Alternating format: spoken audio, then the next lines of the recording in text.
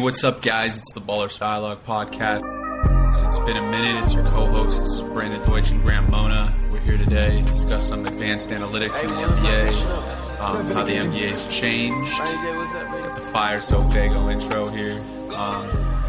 And, we're deep into the NBA season right now, and not many games left. There's going to be some plans just like a month away. So there's 11, 12 games for all these teams, a lot going on.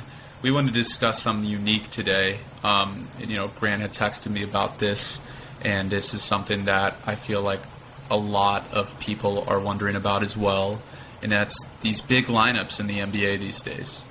When we think about that, we think of the Cavs predominantly because of Lauri Markkanen at the 3, Mobley the 4, and Allen when he played at the 5. Now they switch in Kevin Love at that position, and Seti Osman at the 3 sometimes. And the advanced analytics in that. And then the Bucks as well. They're a little different because they got Drew. They got some fast guys at the guard positions. So does Cleveland, obviously, with Darius Garland.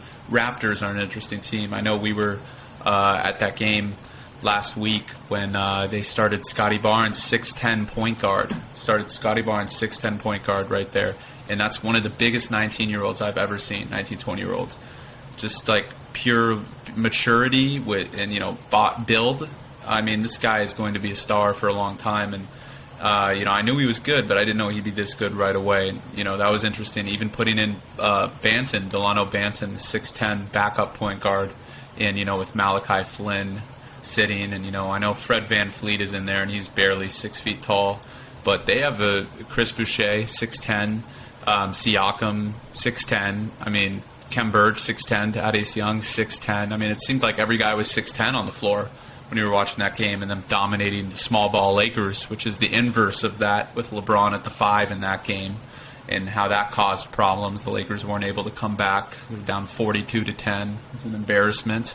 But, so I wanted to start with those big lineups in the Cavaliers. And this is very interesting because before I ask you, Grant, about what you think of this team. Obviously, they're good. They're right in the playoffs, playoff picture. They'll probably get the 6th seed. They might fall into the play-in, but I think they'll be fine if they do. 5, 6 seed is around where they'll stay. And the advanced metrics on this team with their big lineup most of the year is pretty interesting. They're 4th in the NBA in defensive rating. We've brought this up on previous podcasts, 107.4, which is pretty dominant. Their pace of play, which, when you have bigger lineups, you'd assume they're slower, and this is the case with the Cavs. Their pace of play is 96.78. It's ranked 25th in the NBA. So they play at their pace. Darius Garland's obviously very quick. He gets to the hoop, but they're also allowing their bigs to get in positions to score on offense, Markkanen with the 3s, and Mobley to stretch the floor a little bit. When Allen plays, for Allen to get in there and get some boards or get some post up moves. Kevin Love to get in position. He's also older, so they're doing a good job. Whenever they have big lineups, you would assume that the pace of play would be a little slower to succeed.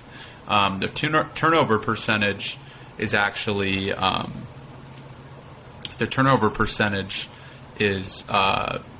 great. We see with big lineups, it's hit or miss. Turnover percentage is an advanced statistic that's usually guard dominant. They still have small guards. Darius Garland's very ball dominant. He's going to turn the ball over a lot, but he's also going to get a lot of assists. They rank 20th there. What's most interesting to me is their net rating, which is offense minus defense, offensive rating minus defensive rating they got a net rating of 3, which is 9th in the NBA, right behind Milwaukee, and right above, oddly enough, Toronto. So, I mean, this is a very interesting team. What is their outlook here? Is this changing the game? I know people were skeptical of how this big lineup was going to play out to start the year, but Markkanen just went for 40 points the other night. He's been just killing it. 3-and-D at 7 feet tall, blocking shots. I know he's never really lived up to expectations. Mobley's been dominant. It seems like these big teams are wreaking havoc, not just smaller teams, but they seem to be doing well against everybody. It seems to be a formula that has worked, especially with the Cavs this year. It's kind of crazy that the narrative has changed, right? Because everyone was kind of migrating towards a small ball lineup, right? That's kind of what when Steph Curry kind of unleashed himself onto the league, it was kind of like, okay, now this is the blueprint. We got to play all small ball lineups. And that was the case for, a good 5, 6 years. And now, like, I know it's not fully back because the Clippers kind of used that small ball lineup in the playoffs last year. There's a lot of teams still using that small ball lineup or have reverted to a small ball lineup, with one of their best players at the 5. Who cares how tall he is? But now you see some of these teams that are like, okay, you're going to go small. Okay, we'll build our team huge. So what did the Cavs do? They went out and got Lauri Markkanen. They built around Jarrett Allen. They got Evan Mobley. So now they have 3 guys that are like close to 7 feet or even over it that are wrecking havoc. And this is, one of the reasons why they're so successful this year is that, like you said, their pace of play is very, very slow, which is, it's known that it's going to be slow. But look at where they're at. Nobody figured that they would be in the 6, 7, they were up in the 3-2 seed earlier in the year. And it just goes to show that when these teams run a small ball lineup, you have teams like the Bucks, you have teams like the Cavs and the Raptors. I mean, me and you saw it firsthand that these Raptors, man, I remember they ran a lineup of, I think it was Gary Trent Jr., Precious Achiuwa, Chris Boucher, Scottie Barnes, and I think Banton too. And it was like 4 out of the 5 guys, or no, it was Fred VanVleet. So it was like 3 out of the 5 guys were 6'8" or taller. And then the Lakers were running a lineup of Monk, Westbrook, LeBron. Like, it's this very small lineup, and it was just too easy. It was just way too easy. The pace of play did not matter. It really didn't matter. I mean, the Raptors are 26th in the NBA in pace. The Cavaliers are 25th, so they're neck and neck, and they're still dominating these teams. I mean, the Raptors just went on a 5-game winning streak on the West Coast, and you look at the teams they beat, and it's like, oh my God, they beat like really good teams. I mean, of course, the Lakers, Clippers, but they went out there and they proved that this big lineup, and they've done it all year. Even the Timberwolves, they have Vanderbilt and Towns, and they have these tall, long guys that can just cover a lot of ground. They don't need to be offensive like juggernauts. They're just putting it down on the defensive end. And like we've talked about in pods before, the Cavs are a very good defensive rated team, and you see why, because they have these guys. You try to go in the paint, you're not, and they're missing Jarrett Allen right now, and Evan Mobley stepped up in that spot. But even Evan Mobley can stretch the floor. Precious Achiuwa can stretch the floor.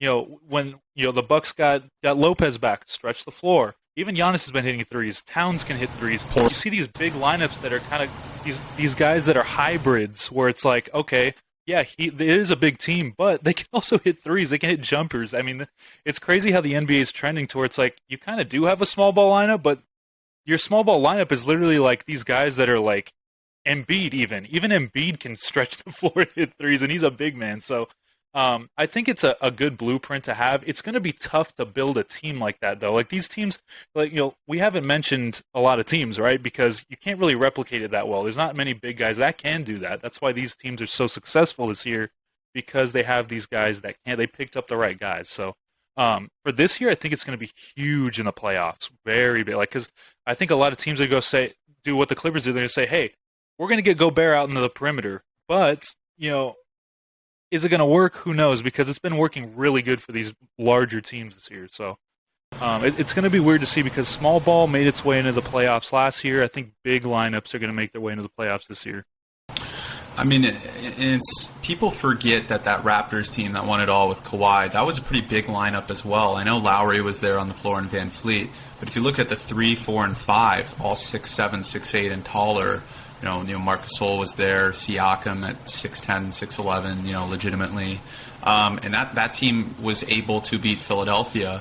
In Philadelphia was a big team too in that series. That was like the series before the Raptors. That was the Raptors' toughest test was Embiid, Butler, Tobias Harris, and they had a bunch, Ben Simmons. I mean, that was huge battle of the huge teams.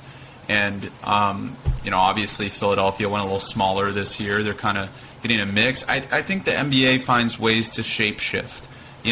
Stephen, like you mentioned, Stephen Curry changed the game with the 3, right? 3 and D guys are going to be getting paid $20 million a year for the foreseeable future. That is something that is, it's established in the game. It's not going to change. They have their grip on it, right? The guys like, Justice Winslow, Malik Monk even though he's more 3 than D, Robert Covington, those guys could make money for years to come. And you saw that in last year's draft. Jared Vanderbilt. Yeah. Jared Bobby Vanderbilt, Portis. You got guys that are... And look, right, Portis exactly. didn't enter the league a special three-point shooter. He worked on that. That's something that the league is trending toward, big men being able to pass at an elite level. Like even Giannis is turning into a really good passer, but when people think of elite passers, it's Jokic, Sabonis, even Embiid can pass a little bit now. The bigs of the future are going to be able to pass. That's where the game's trending. I mean, if I'm a scout for an NBA team and, eventually if I'm lucky enough to ever work for a front office, when I would pick a guy that's usually they're foreign. That's where the game is. That's where they teach the fundamentals really early. So all those guys are like point guards until they reach their growth spurt, anyways. You get a foreign guy who can play the 5, play the 4, pretty agile, and can pass. Like he doesn't even need to be as big as Nikola Jokic. That's the guy I'm choosing because that's a guy who can control the pace of the play, and he's really positionless in basketball. I know for years people were trying to get the LeBron, but that's like a once-in-a-generational type guy. They were calling Andrew Wiggins LeBron, Jaylen Brown LeBron. That was like the guy people were drafting. The future Zion. is bigs. The future is bigs, and it's great up because the NBA does fluctuate. The 3-and-D guys, like I mentioned, are never going away. You're going to have the Trae Youngs, the Steph Currys, the Kevin Durant's, the Klay Thompsons, the guys that can just shoot lights out as well, guys that can score at will. You're going to have bigger guys that are just going to play their game, like guys trapped in time that could have been playing 20 years ago. You just don't know. You're going to have guys like DeAndre Ayton. Is that guy a modern center? No, but he affects the way in the game in so many ways, right? But that's something we're going to look at. It's important to note, too, I know you brought up the Raptors a little bit and the Bucks. See, the Bucks are a little bit different. I'm perplexed why, because the level of size on that team is very similar to the Raptors and Cavs, like we mentioned, but the Bucks' pace of play is actually 5th in the NBA. And pace of play is decided by mere differences in statistics. 100.56 pace is 5th, and for example, that's the Bucks, and the Raptors, who are 26th in pace of play, is 96.88. So it's not a huge difference in per 100 possessions, how quick they get the ball. Partly this is due to Giannis, stretching the floor, getting to the hoop real quick.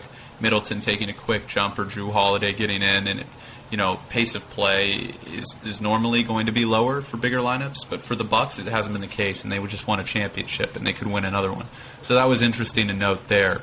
But you also mentioned the Timberwolves, and that's a team I want to tell you. You mentioned Jared Vanderbilt. The Timberwolves are 15-3 in their last 18 games, something crazy like that. I saw on ESPN earlier. You can fact check me if you're listening to this or watching this and I'm wrong, but it's some a crazy statistic like that, and it's because they're 54% effective field goal percentage, which is if you haven't listened to previous podcasts, effective field goal percentage takes into account threes. And it's not weighed the same as twos, basically, like in regular field goal percentage. True shooting percentage is where it adds in free throws, but not three-point percentage. So they have both 11th EFG with 54, 11th true shooting percentage with 57.1. They're 6th in offensive rating at 113.6. They weren't even top 15 a couple months ago. This is something that D'Angelo Russell is turning the ball over less. He's finding Towns. Towns is obviously their best player, dominating. Edwards thinks he's Michael Jordan, and that's his upside, and people are telling him that. He obviously is not Michael Jordan, but he has that confidence that obviously helps his game, and he's a gifted scorer. And now he has a legitimate argument against LaMelo Ball, being I'm the number one pick, right? That's definitely a conversation that people are having for sure, based on his defensive versatility too. You're talking about 3-and-D guys. A lot of times with 3-and-D guys, we talk about like the Jared Vanderbilts, the Bobby Portises. We rarely talk about superstars. Like Anthony Edwards, he's a gifted scorer. He was 1.2 steals per game his rookie year, 1.4 steals per game this year, and he's blocking shots at an elite level too. I mean, this guy is great, but the Timberwolves also 11th in defensive rating, 109.8, 3.6 net rating. That's top 10 in the NBA. Like we mentioned in previous podcasts, Grant, you have a mixture of a good offensive rating and close to a top 10 defensive rating. You're in a good position to win a championship. I'm not saying the Wolves are going to do it this year, but they have a legitimate shot to upset a team like the Warriors. And it's crazy to say that because, the Warriors are dealing with some health issues. Obviously, Steph Curry's injury, Weissman's rehab not going as planned. But you get a team that can shoot with the Warriors a little bit, not as good, but like a little bit, and play some defense. Like the Wolves are a mismatch for the Warriors. They are an absolute mismatch for the Warriors. So, I mean, do you think they have any shot to make an upset if they continue to be the 6th seed and, Denver continues to fall as the 7th seed and go in the play-in? Do they have any shot? What's their run like, Grant? What do you think? What's the outlook for this team? Yeah, it's so great to see the Timberwolves back into the playoff contention. For years, except for that Jimmy Butler year, it's been just failure and failure and failure, and different coaches and different players. And Karl Anthony Towns has been so good this year, but it's not even him that's like doing this. It's the group of guys they have. I mean, they brought in Patrick Beverley, and all of a sudden this team is really good defensively. Vanderbilt's taken a step. Edwards has looked awesome. D'Angelo Russell's been healthier for the better part of the second half, which is good because he's usually been hurt the last 2 years after that All-Star run. And you see how good the chemistry is on that team. I mean, I kind of saw it coming when they hired Finch. When they hired Chris Finch, I was kind of like, okay, that's an underrated hire. And they did it mid-season, and you don't really see that in the NBA a lot. There's a stat before the season. I know it's way better now, but before the season, it's like, when D'Angelo Russell and Karl Anthony Towns play together, they have an over 500 record. And, we're like, okay, well, small sample size. So they come into this year and they go, okay, well, we got everyone healthy. Let's see what happens. And there's a whole bunch of trade rumors and, should we get Ben Simmons and all this garbage. So they go into the season and D'Angelo Russell gets hurt again. So it's kind of like, okay, well, we kind of got to go without him. When he comes back, though, they look amazing, and they've been looking great since the All-Star break. I know you said 15-3. It's somewhere around there. You're in the right ballpark. It's somewhere really good. And I went, I'm a Clipper fan, and I go in and I say, okay, we're going to play them. We're going to play them as a 7th seed. And here they are. They're in the 6th seed all of a sudden because they're playing out of their minds. They're playing with confidence. They're playing with energy. And they're playing. I think that's what they lacked in years past, is that confidence that they can win. Like now they're like, okay, put anybody up against us. We got Karl Anthony Towns, we got D'Angelo Russell, we got Anthony Edwards as our core. I want somebody to come at us. And if you want to, Patrick Beverley's right behind us, and he's going to back us up. And if you guys got a superstar, okay, we're going to put Vanderbilt on him, see how he plays. So that's kind of like, it's like, okay, you have the star, you have the guy that sets up the star in D'Angelo Russell, you have a budding star, the guy that's going to be a star if he's not already, in Anthony Edwards, and then you have these grinders like Vanderbilt, Powell, and Beverly that are just going to... Man, the Clippers. Like, Patrick Beverley's been a revelation for them. The Clippers, man, that was a huge loss. What he does for a team. That's an L. I know people talk all this crap about him going after guys, disrespecting guys, stuff like that. The energy he brings, it's really unparalleled. Not just to the team, but to the fan base. I mean, I remember Clippers fans loved Patrick Beverley. They love that guy. And Timberwolves fans, he hypes up the crowd. He's just a solid player. He steals the ball. He does everything right. He hits the occasional time shot. And there's a reason why he's been able to stay in the league so long. And, it's that grinder mentality. Jared Vanderbilt, another guy. He came into Kentucky, 4 or 5-star recruit, actually, if I remember correctly. Had a back. It's kind of like the B.J. Boston situation or, Gary Trent Jr. They fall to the second round. And then, they have to really prove themselves. And Vanderbilt's turned into one of the best rebounders in the league already at a young age. I mean, this is a team that the Clippers do not want to play. If I'm a Clippers fan, I hope they're the 6th seed. I hope Michael Porter Jr. doesn't come back and I get to play the Nuggets. Right? That's the goal. You want to play the Nuggets. Man. So then Either way, we might even play the Mavericks again, which is insane to say. We might even play the Mavericks again, dude. I hate it. Really need George back. I heard he's yeah, man. These Timberwolves have surprised me. I thought they'd be I thought they'd be like a 9-10 seed. Way trust better me, than that. not even the haters would have said they would have a better record, 10 games than the Lakers at this point in this. Not even the haters of the Lakers that were, used to still, were haters before the season. Yeah. Right. So, look, we talked about foreign players. We talked about big men making a comeback in this era, just kind of changing the game a little bit. But have big men ever really gone away? Even in the time when Steph Curry and LeBron were going face-to-face, there were still some dominant bigs in the league. I know DeMarcus Cousins was probably up there with one of the best ones, Anthony Davis. I know they had a lot of first-round exits. But it seems like this is the best the big man has been with Giannis, Embiid, Jokic, since the early 2000s. Correct me if I'm wrong. I mean, I think it's been that talent. I mean, look at the 3 finalists for MVP right now. Who are they? Jokic, Embiid, and Giannis. And those are all foreign players. Yeah. And it just shows you that the fundamentals they teach with foreign players early translates to the game. And they're able to really possess this certain skill set that's coming to the NBA. Again, telling you, these foreign centers are the future of the game. It's happening right now. They're the present and they're the future if they can pass. All the pass. So is this the best talent we've seen based on advanced statistics, of course. I mean, like I mentioned, if you guys haven't read my article on ballersportsdialogue.substack.com on Nikola Jokic having the best statistical season of all time, he is this season. He's the MVP. We've said that pretty much every podcast. Close to a 33 PER, player efficiency rating. Never been done. And guess who's second all-time in player efficiency rating? Giannis Antetokounmpo this year, and he'll finish second in MVP with a 32.4 PER. And Embiid, look, in that article doesn't hate on Embiid. I love Embiid. I think he's a fantastic player.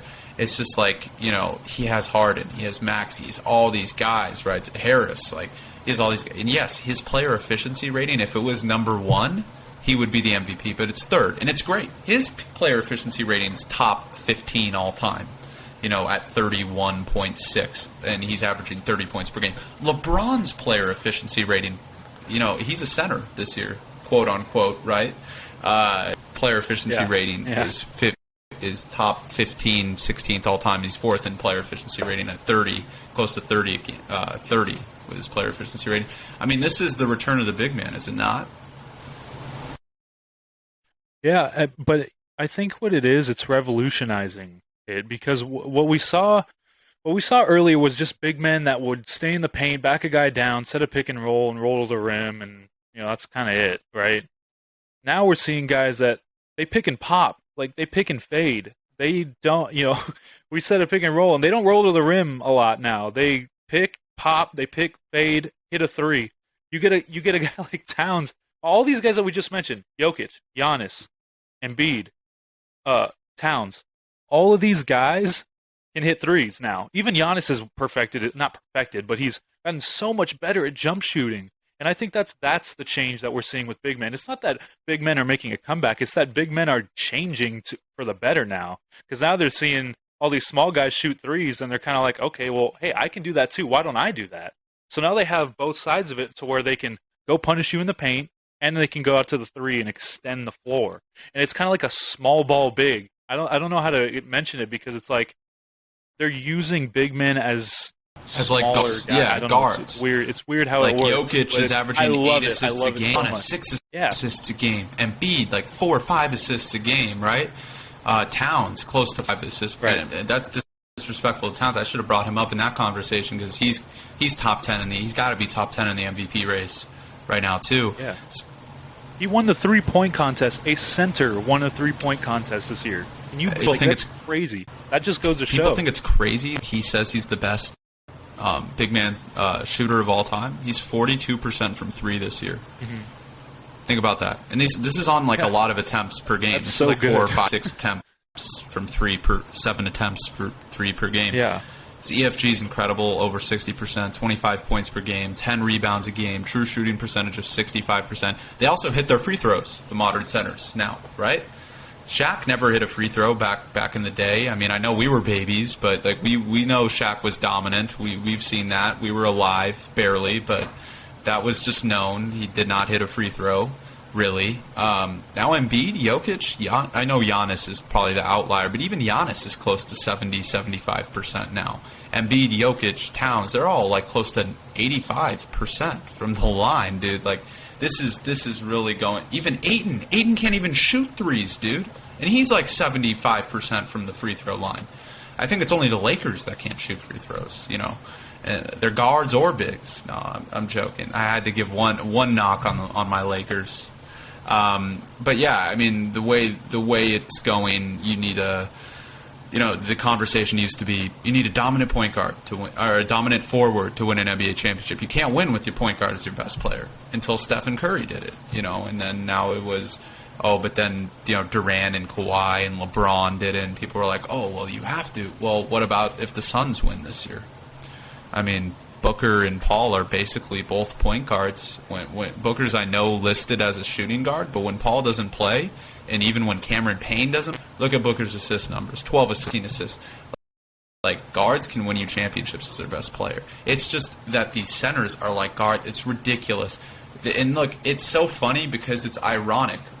We're talking about the small ball era, you know, and like the big lineups. The big lineups is the evolution of the small ball era. These guys are playing small ball, small basketball. They're just 6'11" and 7 feet tall. You know what I'm saying? Which is like ridiculous. Right. Which now, this is crazy how revolutionary this is. I mean, well, just look at that. Look at the number one prospect, Chet Holmgren. Like, that's the number one prospect in the league for a reason. Oh, well, not in the league, but the number one prospect coming into the league for a reason. Like, he's a stretch five. Yeah, he's thin, but like, so is Kevin Durant. Holmgren's a unicorn. Look what Kevin Durant turned out to be. Kevin Durant's even 7 feet tall. We don't even mention him as a center, but he's like up there with the center. I mean, he's a center that plays point guard. Kevin crazy, Durant, man. you know, they list him as a forward. Anthony Davis played point guard in high school. Anthony Davis can dribble the basketball. I know he can't shoot threes really that well, but like he can stretch the floor. You know, like a lot of Domantas Sabonis, dude. Right. Like a lot of these guys can do it. Right. This is absolutely changing the game. But look, you brought up Chet Holmgren. That's a great point. Why is he the number one prospect? Well, he might be number two. The scouts love Jabari Smith, who's also 6'11" and can shoot. You know, which just makes supports our point further. But yeah, Chet Holmgren might be skinny, blocks 5 shots a game. You know, close to over 40% from three, and he can pass the ball at an elite level. Paolo Banchero, the 6'9" guard. Or forward, shall I say, 6'10" forward, power forward out of Duke, is the best passer on the team with Wendell Moore. I mean, this is a guy who creates open shots. He's 6'10". This is a guy playing guard sometimes in the game. And this guy is not even a 40% three-point shooter. He's just a gifted passer. Jalen Johnson last year, Scottie Barnes last year, both 6'8 plus 6'9" that can pass the ball. This is Nikola Jovic, the guy we love from Serbia, not Nikola Jokic, Nikola Jovic, who's going to be the steal of the draft. 6'10" point forward. You're forgetting one guy. Who are we forgetting? Forgetting one guy. That is my guy, Alperen Sengun, baby. He is an elite passer. The Turk. Sengun, man, he's behind the back. Oh yeah, Sengun is a sir. This goes back to what we were saying. In the last draft alone was like one of the first drafts we saw. All these positionless basketball players get taken, like Scottie Barnes, Jalen Johnson, Trey Murphy. I mean, what is Trey Murphy? He's 6'11". I know he's in the G League, and not many people that are going to be listening to this know who Trey Murphy is. But out of Virginia, 6'11" with 3-and-D jumper, 6'11", 3-and-D. Right? We never used to see that in the league. It used to be 6'6", 3-and-D, and that was tall. Like 6'6" was a tall, small forward, tall shooting guard back in the day, and if they could shoot threes, that was a positive. You know, it was mostly just big bodies. I mean, this is crazy the way the game's going. I wanted to bring up the Celtics, and I know this is completely off topic, talking about big lineups. The Celtics are kind of, an anomaly. Robert Williams is the best defensive player on their team and possibly the Eastern Conference this year. He's a 6'8" center. So it's funny, Draymond Green, 6'8" center. The guys that used to be protecting the rim are now shooting threes, and the height-wise of guys that were supposed to be shooting threes are protecting the rim, right, with Robert Williams, Draymond Green, LeBron playing center. Look, I mean, PJ Tucker, like, right? Like, guys that were supposed to, Bobby Portis like 6'8", 6'9". Montrezl Harrell, another guy, rim protector, right? He can't shoot threes, really. So, it's funny. The Celtics are an interesting team with Grant Williams, Robert Williams, Al Horford, really the only 6'10-plus guy they have. They don't have Taco anymore. Jason Tatum. But then they have their forwards are 6'8", 6'9", right? Jaylen Brown, Jason Tatum. Their guard, Derek White, 6'5", 6'6". I mean, they are the number one defensive team. They're number two in net rating. They might actually be number one in net rating. Correct me if I'm wrong. They're number three. Phoenix is still number one. Utah's two because of Utah's crazy offense. And Celtics are also top 5 in offense. This is a team that could win a championship. No one's talking about them. People are talking about Miami. People are talking about Brooklyn. People are talking about all these teams, right?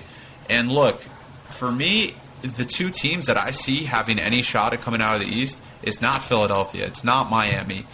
Brooklyn does have a shot because of their offensive firepower if Kyrie can play some home games eventually, which doesn't look like, because they announced the Yankees won't be, Mets won't be able to play unless they're vaccinated. That's huge legislation type update for the future of sports. So Kyrie doesn't look like he'll be playing home games anytime soon. For me, but going back to the point, sorry, that was a little bit of a rant.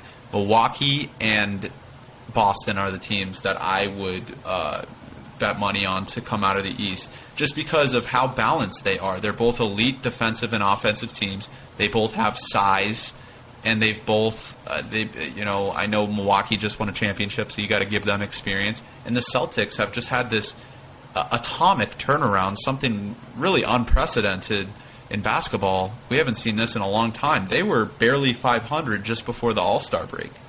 They traded for Derek White. They won a couple games, and now with a 6'8 center, a 6'10 point forward, a 6'9 point forward, they are dominating teams on both ends of the floor.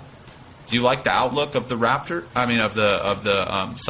or is a team like the Raptors, could they upset them, or team because of their size? The Raptors also have size. Could they? No. Could Brooklyn upset them? Well, I'm not gonna put any. I'm not gonna choose any winners just because, especially in the East, just because I'm probably going to be wrong because I just don't. I mean, every team in the East can win any series. I mean, seriously, it's like that.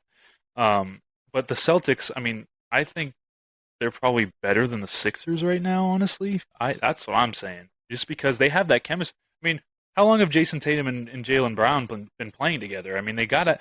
I'm not surprised by the Celtics, but I also am just because of how they started. But I mean, if you look at their team, it's pretty well constructed, and Ime Udoka has not gotten any. I haven't heard anybody talk about him as being in the Coach of the Year. I mean, why aren't we talking about him being in the Coach of the Year when they were like what you said? They're 500 a couple months ago, and now here they are. They're up there in the top 4 seeds in the East. I mean, it's crazy. This team has literally turned it around in every way. I mean, I don't even think it was the Derek White. I mean, Derek White has been awesome. I don't even think it was the Derek White trade. I think it's just they're just finding a groove. I mean, they said give it to Tatum and Brown and get out of the way. I mean, if you give it to somebody else, fine, but give it to them and get out of the way. Jason Tatum has scored 40s and the 50s, and Jaylen Brown scoring 30 points, playing great defense. Marcus Smart has been unbelievable on the defensive end, diving after balls, and he's been really good from the 3 too. Robert Williams has been a revelation. He should be in the DPOY consideration. So this team is well constructed. It's just kind of like, okay, they found their groove, and now here they are. I mean, if they go up against the Sixers in a series, here's a question for you. If they go up against the Sixers in a series, I think they can win. What do you think? Do you think they can? I think they can beat the Sixers. 100%. Doc Rivers, Harden. I don't even think that's a series, dog. Definitely, right? I mean, and everybody's talking about the. Yeah, thank you. And everyone's talking about the Harden Sixers. Will find a way to do right? some dumb and turn the ball over 11 times. Embiid will play well. We don't know Maxey, but Doc Rivers is like the king, the Guinness World Record book of choke artists. He's number one. He's going to choke. Yeah. That's just a given. You have Doc Rivers as your coach. Should have won 3 titles for Boston. Should have won at least 1 or 2 for the Clippers. If he's your coach, you're going to choke. Yeah, this is the best team. Right. Talent-wise, probably in the Eastern Conference, but I'm taking the Celtics in that series. If they match up right now, that's Boston series. Boston series. Definitely. Like, it's Milwaukee, Boston. And momentum is everything. Momentum 100%. is everything. The Timberwolves and the Celtics have the momentum. I mean, if they continue it, right? We got a long time left, but with this moment, if they continue it, momentum is everything in the NBA. You get into the playoffs with momentum, and you're like, I can beat anybody. Bring it on, man. And the Celtics and the Wolves have that. 100%. So my last question here, this will be the last one. We'll wrap up here. Western Conference. I know Phoenix. A report came out. Chris Paul is probably going to come back sooner than the playoffs. The Golden State Warriors, on the other hand, like we brought up earlier in the podcast, Stephen Curry hurt. No one knows when he is coming back. I mean, they assume by the playoffs, but you can, with those types of injuries, ankle, right? This is an ankle injury, I believe. With an ankle injuries, for Steph, I mean, Steph's missed 6 months with an ankle injury before. You don't know, and he's getting older. It's technically a foot injury, but injury. He's had so many sprained ligaments. I mean, he's had history with his ankle. Ankle injuries and foot injuries that I just don't know what that impact's going to be. James Wiseman was looking huge. He was looking great in the G League when he came back, but then he got hurt. Because he's so big now, his body's not used to playing basketball at that weight. I think he got up to like 260, 270 pounds. Which is like huge. That's like the equivalent of if he was 6'5", 6'6", being like 230, 225. But he's like 7 feet tall, 265, 270 is around the equivalent to that. Look, he got hurt, right? Jokic is playing great, but the Nuggets just said that Murray's probably not going to return. Michael Porter Jr. might return, but we don't know. That might be a washed season for them if they can't get Murray back. And people were talking about them winning the championship a couple weeks ago when they thought Murray was going to come back, obviously, with the best player in the world, Nikola Jokic, right now. Statistically, I know people are going to get a lot of hate. I call him the best player in the world. But look, who you got in the West right now? Utah is playing better, although I would rather trust the 12th-seeded Sacramento Kings in a playoff series over Utah. They always find a way to choke. They're the Western Conference Doc Rivers. Is the Utah Jazz. Gobert just disappears in the playoffs. Everyone knows that. Mitchell will play well. Clarkson will play well. But Gobert, you might as well put a rock there on defense. I think they should put Hassan Whiteside as the starter. He's been great on a per-minute basis, better than Gobert. And you call me crazy. Statistics don't lie. Look at up per 40-minute statistics. Hassan Whiteside's like 30 rebounds and 7 blocks. I'm not calling you crazy. It's because I agree. It's because I completely agree with you. My main point is Dallas has been playing great. Like, the West is wide open. Who do you see taking? Dallas, Memphis, like, Ja's healthy. Dylan Brooks is back. I'm not doing this. I'm not doing this again. Right in a playoff series. This. We're not going to do this. Who you got? Right now? Why don't the Suns? The Suns. Look, I predicted the Suns and the Bucks to be in the finals this year just because they had the best rosters on paper. They've been there. That's what I had at the beginning of the season, and it's looking pretty damn good right now. But I mean, I know that. But look, the Suns, they're the best team in the league right now. They don't even have Chris Paul, and they put Cameron Payne in there, and he's averaging 14 like points 10 a game. assists. Like, are you kidding me, man?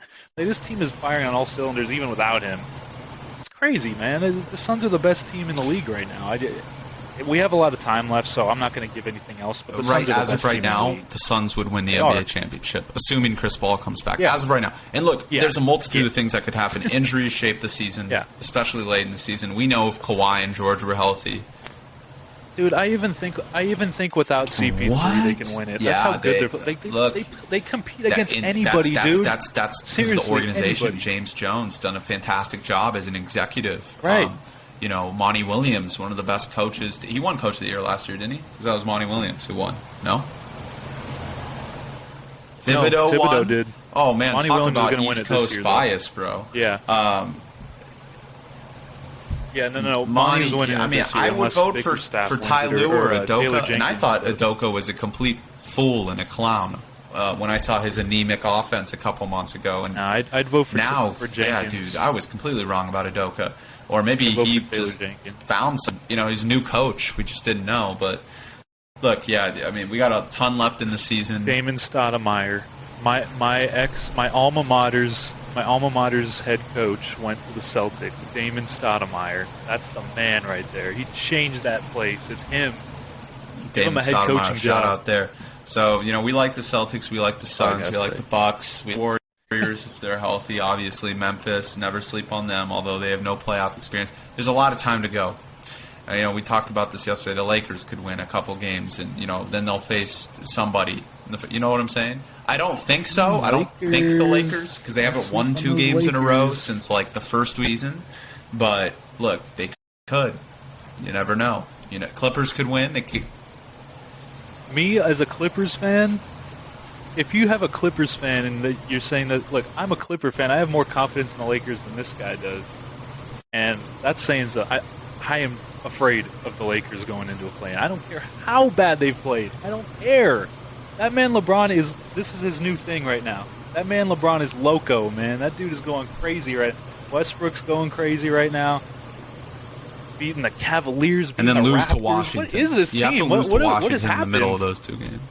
That's all right. Hey, man, that's all right. Hey, just get in. Just get in. All good. Watch. I promise you guys.